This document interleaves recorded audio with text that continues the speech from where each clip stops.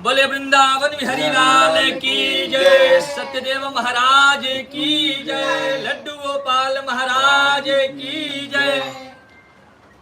सूत जी महाराज कहते हैं, मुनियों, भगवान श्री सत्यनारायण की कथा सर्व प्रकार के सुखों को देने वाली है, सभी इच्छित कामनाओं की पूर्ति कराने वाली एक कथा है। कलयुग में सबसे कम समय में सबसे ज्यादा पुण्य को प्रदान कराने वाली यह कथा है। चलिए मैं सुनाता हूँ। नैमिषारण्य नदी के किनारे सौनक आदि 88,000 ऋषि मुनि एकत्रित होकर मनुष्यों की भलाई के लिए आपस में चर्चा कर रहे थे। उसी समय परम ज्ञानी श्री सूत जी महाराज का आगमन हुआ। सभी मुनियों ने देखा कि सूत जी महाराज आए हुए हैं। सभी ने सूत जी महाराज को आते हुए देखकर उनको बैठने के लिए उनको आसन दिया, उनके चरण धुलाए। पादर्घ आचमनी के बाद उनसे विनय पूर्वक प्रश्न किया कि हे सूत जी महाराज, इस कलयुग मनुष्य कम पढ़े लिखे होंगे, अज्ञानी होंगे, भगवत भक्ति के बारे में नहीं जानने वाले होंगे। ऐसे उनको मोक्ष प्राप्ति कैसे होगी, उनके कष्टों का निवारण कैसे होगा। तब सूत जी महाराज ने कहा, हे मुनियों, आपने बहुत अच्छी और उत्तम बात पूछी है। जो प्रश्न आपने हमसे किया है, कुछ समय पहले यही प्रश्न एक बार देवर्षि नारद जी ने कमलापति नारायण भगवान श्री विष्णु से किया था, और भगवान श्री विष्णु ने नारद जी को इसका जो उपाय बतलाया, वही उपाय मैं आपके सामने रख रहा हूँ। ध्यान पूर्वक सुनिए। एक बार नारद जी मृतलोक पर घूमते घूमते भगवान विष्णु के धाम जा पहुंचे। वहां पर जब मृतलोक में भटक रहे थे, घूम रहे थे, नारद जी ने देखा कि वहां पर मनुष्य अनेक प्रकार की योनियों में उत्पन्न हो रहे थे, अनेकों प्रकार के दुखों से क्लेशों से युक्त थे। नारद जी के मन में बड़ी दया भावना उत्पन्न हुई। उन्होंने कहा कि अब इनके कष्टों के निवारण का केवल एक ही उपाय है, भगवान श्री विष्णु के पास ही चलना चाहिए। नारद जी भगवान विष्णु के पास बैकुंठ धाम पर जा पहुंचते। वहां पर जाकर देखते तो भगवान श्री विष्णु श्री शंख चक्र गदा तथा वनमाला से शोभित थे। माता लक्ष्मी चरण दबा रही थी। शेषनाग जी भगवान जी की छाया कर रहे थे। घुंघराली अलकावलियां, मृग नयनी आंखें, श्याम वर्ण और पीत वस्त्र को धारण किए भगवान विष्णु अत्यंत मनमोहक रूप में दर्शन दे रहे थे। ऐसे रूप को देखकर नारद जी भगवान की स्तुति करने लगे और कहने लगे, हे भगवान, आप आदि शक्ति संपन्न है, आपका आदि मध्य अंत नहीं है, आप निर्गुण के स्वरूप के कारणभूत हैं, आपको मेरा कोटि कोटि नमन है। अपनी स्तुति सुनने के बाद भगवान विष्णु मुस्कुराए और बोले, हे नारद जी, आप तो किसी के पास बिना कारण के नहीं जाते, फिर आज हमारे समक्ष कैसे आप पहुंचे। नारद जी ने कहा, हे स्वामी, हे अंतर्यामी, हे सबकी मन की इच्छा को जानने वाले परमपिता परमेश्वर, आपसे क्या छिपा हुआ है। हे नाथ, मृत लोग के मनुष्य अपने कर्मों के अनुसार बहुत से दुखों को भोग रहे हैं, अनेक प्रकार की योनियों में उत्पन्न हो रहे हैं। हे नाथ, यदि आप मुझ पर प्रसन्न, मुझ पर कृपा दृष्टि रखते हैं तो उन सभी भक्तों के कष्टों का निवारण कैसे हो सके, इसका उपाय मुझे बतलाइए। तब भगवान विष्णु ने कहा, हे नारद, आपने बहुत अच्छी और उत्तम बात पूछी है, ध्यान पूर्वक सुनिए। जो कोई भी मनुष्य श्रद्धा भक्ति के साथ शाम के समय भगवान श्री सत्यनारायण का व्रत पूजन करेगा, उसके समस्त पाप, समस्त कष्ट, समस्त दुख दूर हो जाएंगे। प्रसाद के रूप में घी, दूध, गेहूं का चूर्ण लेना चाहिए। जिस किसी भी भक्त के पास गेहूं का चूर्ण संभव नहीं हो सके, वह चावल का भी चूर्ण, साठी चावल का भी चूर्ण ले सकता है। पके केले की फली, तुलसी दल, चरणामृत इत्यादि लेकर शवाया में भगवान श्री सत्यनारायण को अर्पित करना चाहिए। बंधु बांधवों के साथ भगवान की कथा श्रवण करनी चाहिए। तदुपरांत सभी को प्रसाद वितरण कराकर, ब्राह्मणों को भोजन कराकर यथास्थिति दान दक्षिणा देनी चाहिए। और बचे हुए समय में नित्य गीत का आयोजन करके तथा भगवान का स्मरण करके अपने अपने घर को तथा अपने अपने कार्य को करना चाहिए। हे नारद, जिस प्रकार का कार्य और पूजन जो कोई भी भक्त करेगा, उसके समस्त पाप, समस्त कष्ट, समस्त दुख दूर हो जाएंगे और वह अंत में सभी सुखों को होकर पुनः मेरे धाम को चलाएगा। इसी प्रकार स्कंद पुराण के अंतर्गत रेवा खंड में श्री सत्यनारायण व्रत का यह प्रथम अध्याय समाप्त होता है। बोले लड्डू गोपाल महाराज की जय।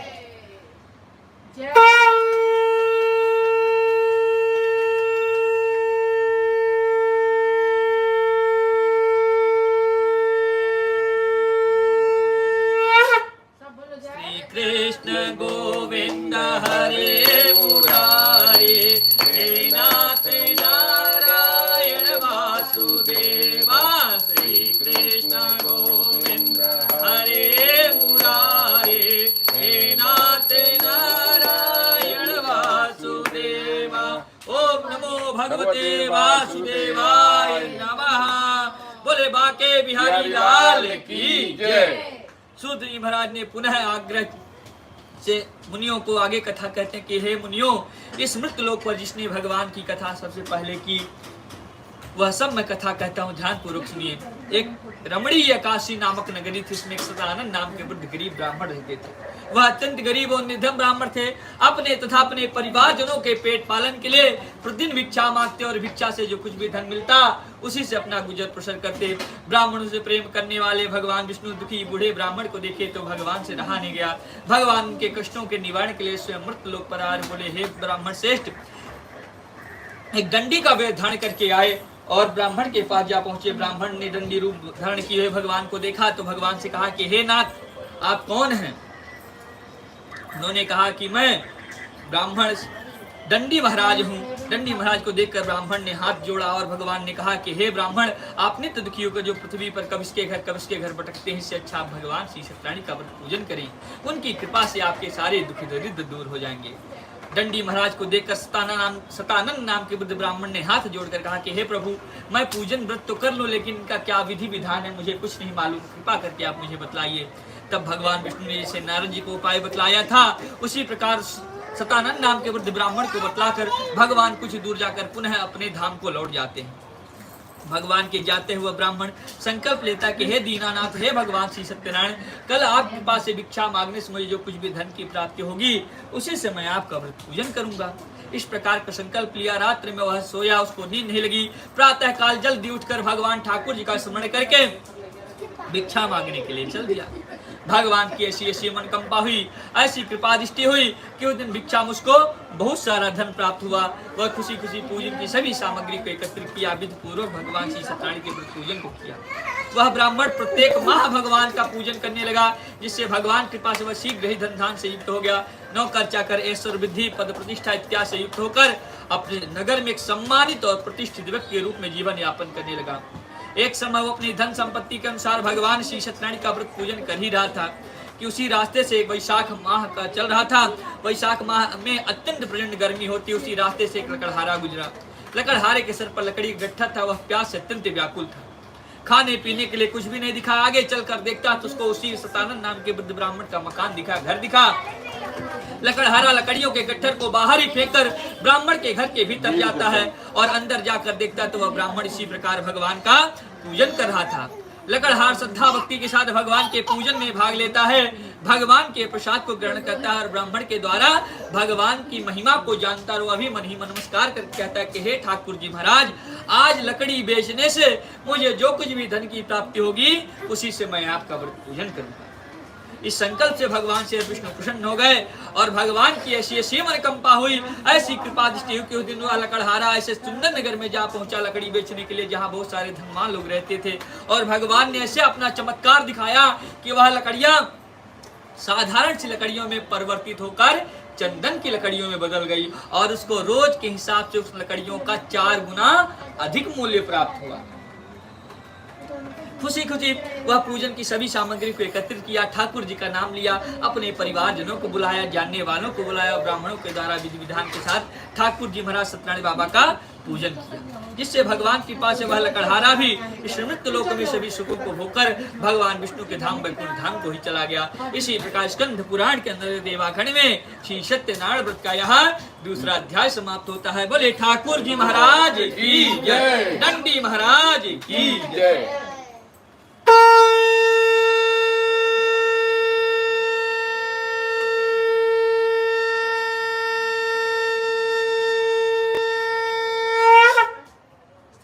कृष्ण गोविंद हरे मुरारे, हे नाथ नारायण वासुदेवा। श्री कृष्ण गोविंद हरे मुरारे, हे नाथ नारायण वासुदेवा। बोले लड्डू गोपाल महाराज की जय। ओम नमो भगवते वासुदेवाय नमः। आप भी दिखेंगे थोड़ा ऐसे करती है हल्का सा ऐसे। हाँ बस ठीक। तीसरे अध्याय में सूत जी महाराज कहते हैं, मुनि आगे कथा सुनिए। एक उल्कामुख नाम के राजा हुआ करते थे, जो बहुत जितेंद्रिय सत्यवक्ता राजा थे। प्रतिदिन देवालय जाते, मंदिरों में जाते, वहां पर जो कुछ भी गरीब ब्राह्मण इत्यादि दिखता उनको धन इत्यादि देकर उनके सभी कष्टों को दूर करते थे, उनकी मदद करते थे। जिस प्रकार धर्मात्मा प्रकृति के राजा थे, उसी प्रकार राजा की पत्नी भी बहुत सुंदर, सुशील, विनय, गुणवान तथा पति परायणा थी। अपने पति के साथ हमेशा धर्म कार्यों में साथ देती थी। एक दिन राजा और रानी दोनों भद्रशिला नदी के किनारे भगवान श्री सत्यनारायण की पूजन की तैयारी कर रहे थे। उसी समय को वैश्य नाम के सेठ ने आकर राजन को पूजन करते हुए देखकर राजन से प्रश्न किया कि हे राजन, आप किस देवी या देवता की पूजा करें, इसके करने से क्या फल की प्राप्ति होती है? राजा ने कहा, हे सेठ, यह जो धन संपत्ति राज्य पाठ देख रहे हो, सब भगवान श्री सत्यनारायण की कृपा से मुझे प्राप्त हुआ है। सेठ ने कहा, हे राजन, धन संपत्ति तो मेरे पास ही बहुत है, अभी तो हमारे पास हमारे वंश को बढ़ाने वाला कोई संतान नहीं है, इसलिए कृपा करके आप मुझे भी भगवान श्री सत्यनारायण के पूजन के बारे में सारा विधि विधान कैसे इस व्रत को करना चाहिए मुझे भी बताएं। मेरे मन में भी विश्वास और श्रद्धा उत्पन्न हो रही कि यदि हम भी भगवान श्री सत्यनारायण जी के व्रत को करेंगे तो उनकी कृपा से हमें भी संतान की प्राप्ति अवश्य होगी। राजा बड़ा प्रसन्न हुआ और खुशी खुशी सेठ को पूजन का सारा विधि विधान बतला दिया। सेठ अपने व्यापार से खाली होकर अपने घर को गया और अपनी पत्नी लीलावती को बुलाकर मीठे शब्दों में कहा कि हे प्रिय, मैंने पुत्र प्राप्ति के लिए व्रत को एक अनुष्ठान को जाना है। सेठ अपनी पत्नी लीलावती को राजन के द्वारा बताए गए सारे विधि विधान को बतला दिया। भगवान का दोनों ने मन में स्मरण किया और यह प्रतिज्ञा लिया कि हे ठाकुर जी महाराज, जब भी हमें आप कृपा से कोई संतान की प्राप्ति होगी, हम पति पत्नी दोनों मिलकर आपका व्रत पूजन करेंगे। इस संकल्प से भगवान श्री विष्णु प्रसन्न हो गए और भगवान की कृपा से सेठ की पत्नी गर्भिणी हो गई और 10वें महीने धर्माकालीन धर्माचरण में एक सुंदर से कन्या को जन्म दिया। कन्या के जन्म पर सेठ बहुत प्रसन्न हुआ। कन्या का नामकरण किया गया। कन्या का नाम कलावती रखा गया। कलावती के जन्म पर माता लीलावती ने कहा, हे स्वामी, हमने और आपने मिलकर जो पूर्व समय में संकल्प लिया था कि संतान प्राप्ति के बाद भगवान का पूजन करेंगे, भगवान कृपा से एक सुंदर सी कन्या की प्राप्ति हुई है। अब हमें भी अपने वचन का पालन करते हुए भगवान जी का पूजन करना चाहिए। लेकिन सेठ बहुत लालची था, अपनी पत्नी को बहला फुसला कर बात को टाल देता है। कहता है कि हे प्रिय, तुमने तो देखा इस समय कितना सारा धन खर्च हुआ है, अब मैं इसके विवाह के समय से व्रत को करूंगा। समय बीतते देर नहीं लगा। जिस प्रकार शुक्ल की चंद्रमा बढ़ती है, ठीक उसी प्रकार सेठ के घर में सेठ की कन्या दिन प्रतिदिन बढ़ने लगी। एक दिन सेठ ने अपनी कन्या को विवाह योग्य जानकर अपनी कन्या का विवाह भी एक अच्छे से लड़के के साथ कर दिया। लेकिन विवाह के समय भी वह लालच और दुर्भाग्य के कारण भगवान का व्रत पूजन करना भूल जाता है।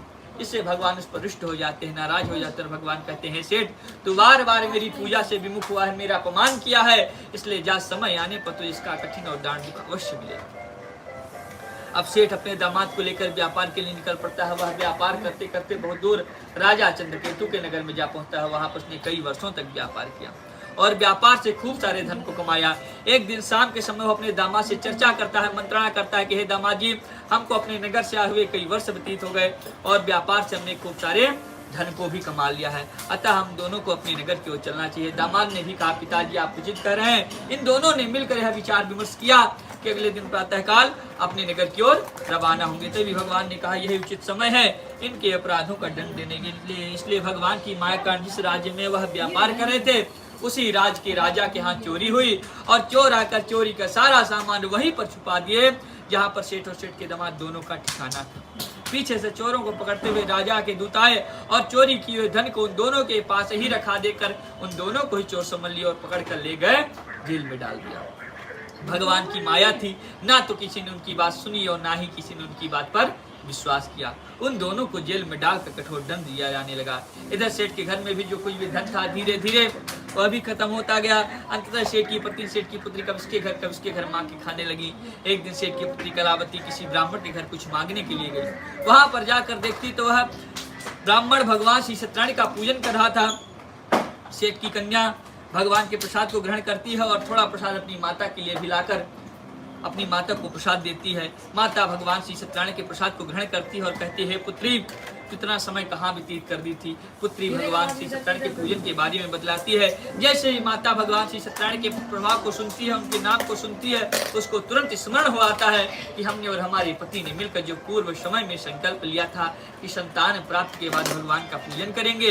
भगवान ने हमें संतान तो दिया, लेकिन आज तक हमने अपना वचन पालन नहीं किया। हो न हो हमें इसी कारण है दंड स्वरूप अधिक मिल रहा हो, अतः हमको उन्हीं के शरण में चलना चाहिए। वह भगवान से क्षमा प्रार्थना करती है और मन ही मन भगवान को हृदय में बैठाकर कहती कि हे दीनानाथ, आप हमारे तथा हमारे पति दोनों के अपराधों को क्षमा करें। हमारे पति तथा दामाद जहाँ कहीं भी हो, उनको आप शीघ्र शीघ्र घर भेज देवें। हम अपनी श्रद्धा भक्ति अनुसार आपका व्रत पूजन करेंगे। अनेकों प्रकार से वह भगवान की स्तुति करने लगी, जिससे भगवान उस पर प्रसन्न होकर भगवान स्वयं राजा चंद्रकेतु को स्वप्न में दिखाई देकर यह आदेश दिया कि हे राजन, उन दोनों बड़ी पुत्रों को तुमने जेल में कारागार में डाल रखा है, उन दोनों तुम तुरंत मुक्त कर दो, नहीं तो मैं तुम्हारा राजपाट सब कुछ नष्ट कर दूंगा। राजा डर गया और अगले दिन दोनों को सभा में बुलाए, स्नान कर्म कराए, नए नए वस्त्र आभूषण दिए तथा राजा ने उनसे जितना भी धन लिया तो उसका 10 गुना अधिक धन देकर उन दोनों को विदा किया। वह दोनों राजा को नमस्कार करने सुंदर नगरी की ओर चलने लगे। इसी प्रकार स्कंद पुराण के अंदर ये वाकण में श्री सत्यनारायण का यह तीसरा अध्याय समाप्त होता है। बोले लड्डू गोपाल महाराज की जय, राधा रानी सरकार की जय।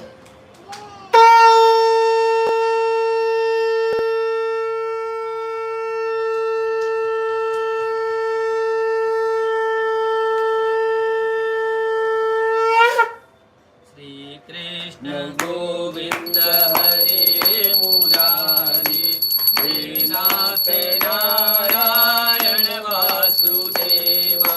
श्री कृष्ण गोविंद हरे मुरारी, हे नाथ नारायण वासुदेवा। ओम नमो भगवते वासुदेवाय नमः। बोले लक्ष्मी नारायण भगवान की जय। चौथा अध्याय। अब सेठ और सेठ के दामाद के पास इतना सारा धन आ जाता है कि वो मदमस्त हाथी की तरह चलने लगते हैं। भगवान ने मन में विचार किया कि मेरी ही माया से इसको अभी तक दंड मिला, अब मेरी ही माया से इसको अब इतना धन मिल गया है। अब एक बार इसकी परीक्षा ले ली जाए, कितना धन पाने के बाद इसका लालच गया या अभी भी लालची है। इसी बात की परीक्षा लेने के लिए भगवान एक ब्राह्मण का वेश धारण करके नौका के पास जहाँ पे सेठ बैठा था वहीं पे ब्राह्मण रूप धारण के भगवान सत्यनारायण जी पहुंच जाते हैं। सेठ दूर से ही देखता है कि ब्राह्मण आ रहे हैं, जरूर कुछ न कुछ मांगेंगे और हमको कुछ देना पड़ेगा। ब्राह्मण को आते हुए देखकर सेठ के मन में लालच उत्पन्न हो गया और मन में विचार करने लगा कि ऐसा मैं क्या कह दूं जिससे हमारा वचन भी हो जाए और हमको ब्राह्मण को कुछ देना भी ना पड़े। जैसे ही ब्राह्मण रूप धारण किए सत्यनारायण बाबा सेठ के पास पहुंचते हैं। सेठ बोलता है कि हे ब्राह्मण देव, आप कुछ मांगने के लिए, कुछ लेने के लिए हमारे पास आ रहे हैं क्या? आप हमारे पास क्या लेने के लिए आए हैं?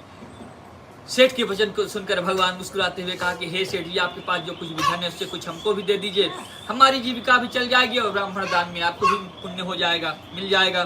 सेठ बहुत परेशान होता है, कहता है कि आप तो थोड़ा मांग रहे हैं, मैं तो आपको बहुत कुछ दे दूं, लेकिन जो कुछ मैं दूंगा वो आपके किसी काम का नहीं है। भगवान मुस्कुराते हुए कहा, ऐसा क्या सामान है आपके पास जो हमारे कार्य का नहीं है? भगवान ये वचन सुनकर सेठ कहता है कि हमारे नाम केवल सब्जी के मसाले, रत्ते पत्ते, छेल छबीले इत्यादि भरे हुए हैं, हम तो मसालों के व्यापारी हैं, ये लेकर आप क्या करेंगे? भगवान मुस्कुराए और मन ही मन सोचे कि अभी इसकी बुद्धि सुधरी नहीं है, इसलिए भगवान मुस्कुराते हुए कहे, ठीक है सेठ, हमारे काम का नहीं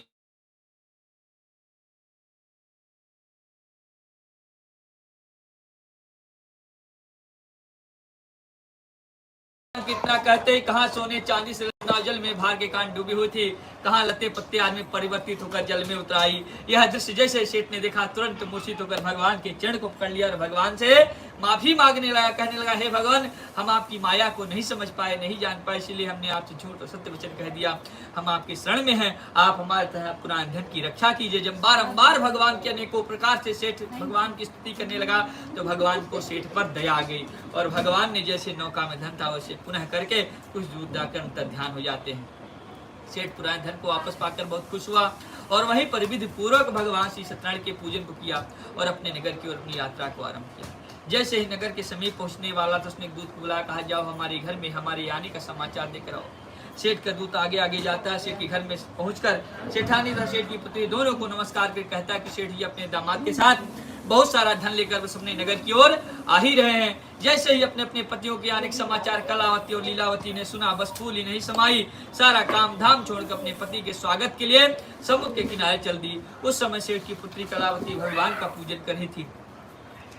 अपने पति आने के समाचार को सुनकर खुशी के मारे भगवान के प्रसाद तथा भगवान के पूजन को वहीं पर अधूरा छोड़कर ही समुद्र के किनारे चल दी, जिससे भगवान उस पर रुष्ट हो गए, क्योंकि भगवान के प्रसाद का अपमान हुआ। इसलिए भगवान ने अपनी माया कांड दंड स्वरूप उसके पति को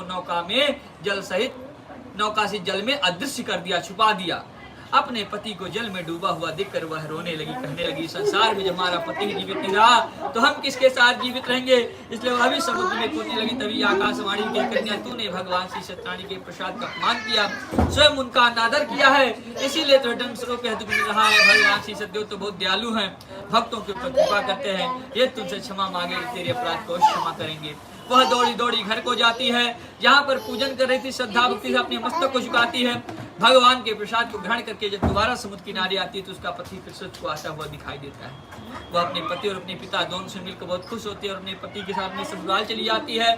वहाँ पर हर मास की संक्रांति, अमावस्या, पूर्णिमा तथा शुभ पुण्य तिथियों के दिन भगवान श्री सत्यनारायण का व्रत पूजन करके समृत लोक में सभी सुखों को भोग करने में भगवान विष्णु के धाम को ही चली जाती है। इसी प्रकार स्कंद पुराण के अंतर्गत वाखड़ी में श्री सत्यनारायण व्रत का यह चौथा अध्याय समाप्त होता है। बोले लक्ष्मी नारायण भगवान की जय।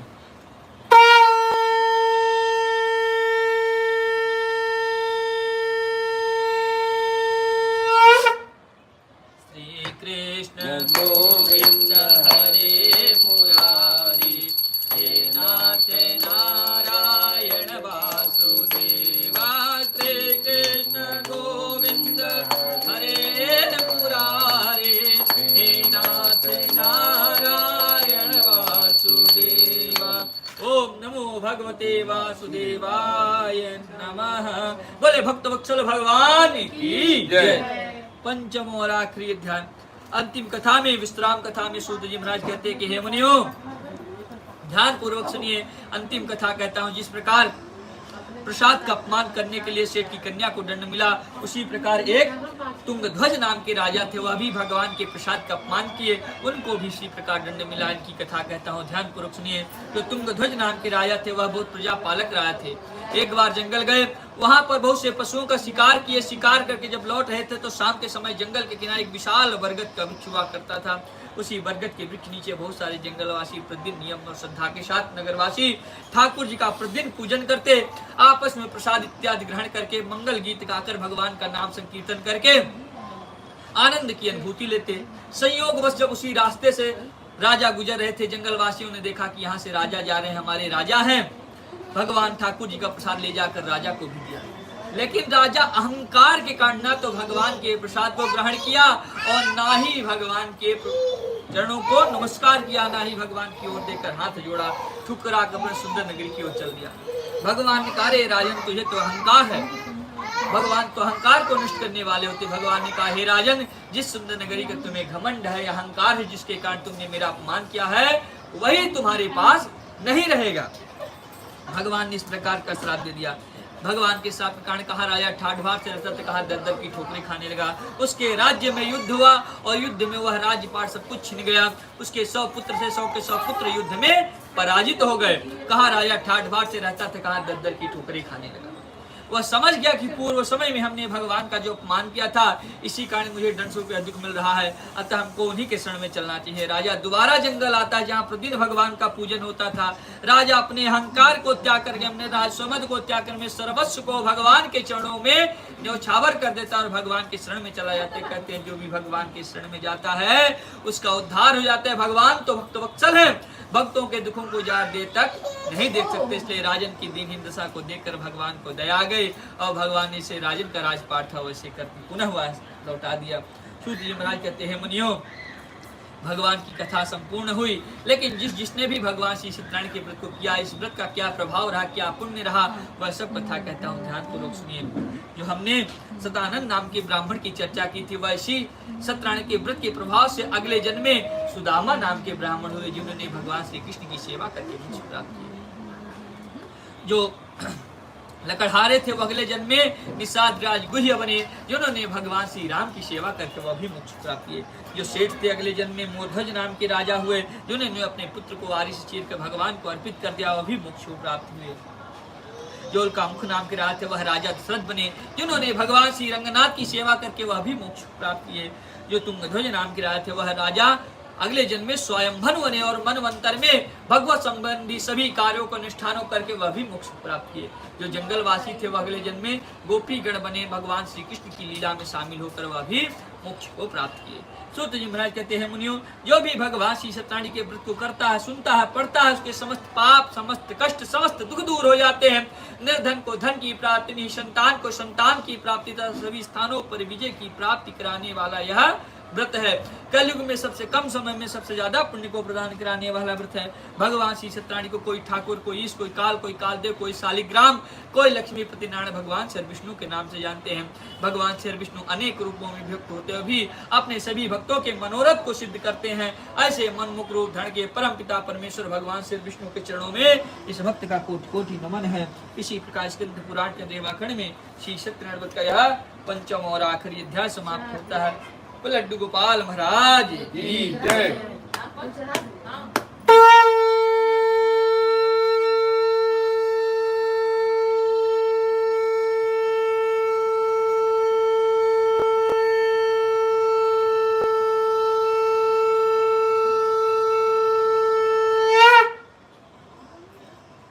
श्रीमन्नारायण नारायण नारायण, श्रीमन्नारायण नारायण नारायण, लक्ष्मी नारायण नारायण नारायण, श्रीमन्नारायण नारायण नारायण, भजमन्नारायण नारायण नारायण, श्रीमन्नारायण नारायण नारायण, श्रीमन्नारायण श्रीमन्नारायण नारायण नारायण, मंत्री नारायण नारायण नारायण, श्रीमन्नारायण नारायण नारायण, लक्ष्मी नारायण नारायण नारायण, श्रीमन्नारायण नारायण नारायण। बोले लक्ष्मी नारायण भगवान की जय, सत्यनारायण महाराज की।